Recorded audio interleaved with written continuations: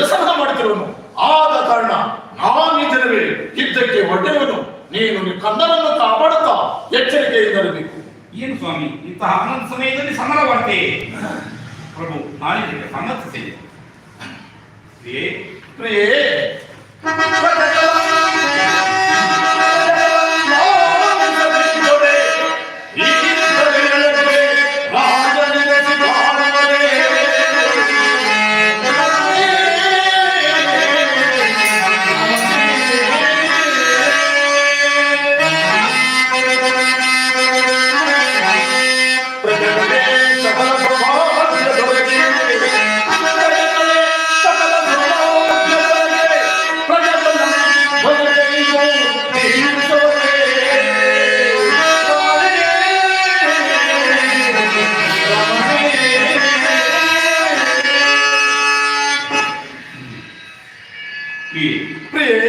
ಪುತ್ರ ಪ್ರೇಮದಿಂದ ನನ್ನನ್ನೇ ಕಲ್ಲೇಯದಲ್ಲಿರುವ ಪ್ರಜೆಗಳನ್ನು ಪರರಾಜರಿಗೆ ಬಲಿಗೊಳ್ಳಲೇ.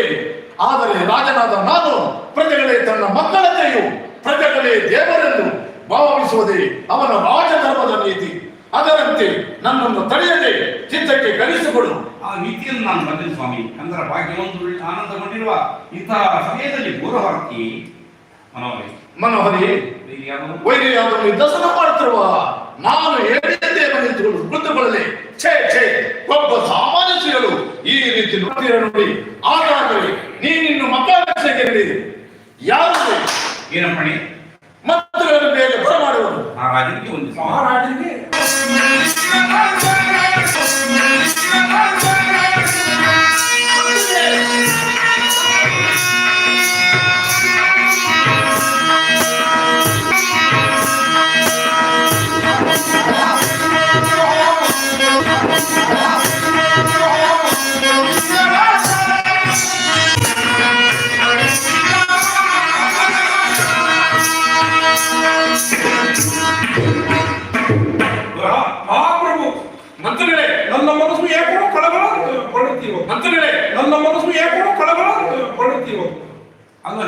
ಅಲ್ಲದೆ ಯುದ್ಧಕ್ಕೆ ರಥವನ್ನು ಸಿದ್ಧಪಡಿಸುವುದಾಗಿದೆ. ಆಗಬಹುದು ಆಗಬಹುದು ಆಗಬಹುದು ಆಗಬಹುದು ಬಲೆ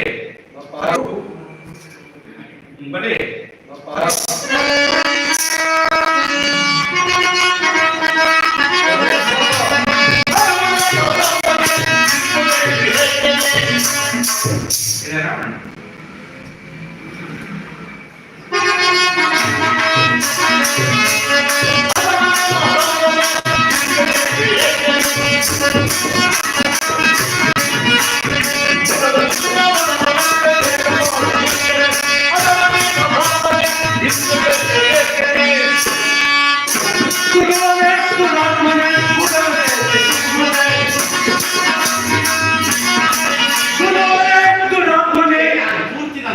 ಕಾಯ್ಬೇಕು.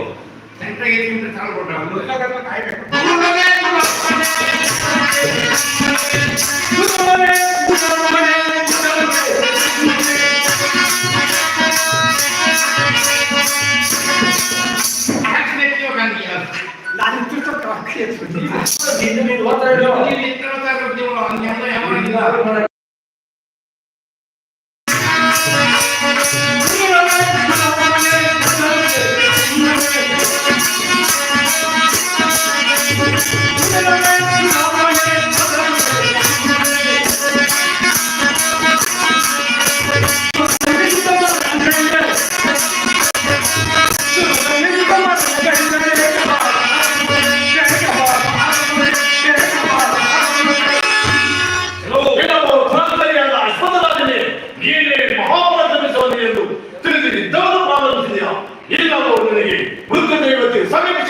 ಈ ರೀತಿ ಗೈದೆಯ